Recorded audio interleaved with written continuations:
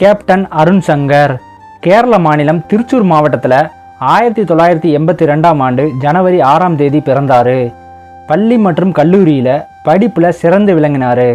இவர் தந்தையைப் போலவே இராணுவத்தில் மருத்துவ அதிகாரியாக சேர வேண்டும் என விரும்பினார்.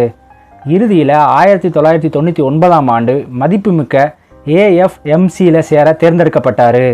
AFMCயில் தனது படிப்பை முடித்த பிறகு 308 ஃபீல்டு மருத்துவமனையில் பணியாற்றினார்.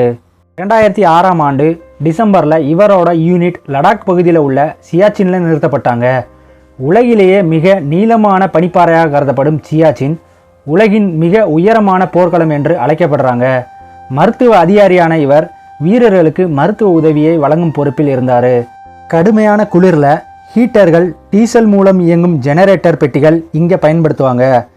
ஜெனரேட்டரை பயன்படுத்தி மின்சாரத்துக்கு யூஸ் பண்ணுவாங்க. இவர் 2006ஆம் ஆண்டு டிசம்பர் 23ஆம் தேதி தனது கூடாரத்தில் ஓய்வெடுக்கும் போது ஜெனரேட்டரில் ஏற்பட்ட கார்பன் டை மோனாக்சைடு காரணமாக இவர் கடுமையாக பாதிக்கப்பட்டார்.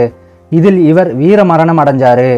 தனது கடமையின் வரிசையில் உயிரை தியாகம் செய்த ஒரு சிறந்த அதிகாரியாக இருந்தார். இந்த வீடியோவுக்கு மறந்துடாமல் லைக் பண்ணுங்கள், சேனலை சப்ஸ்கிரைப் பண்ணுங்கள்.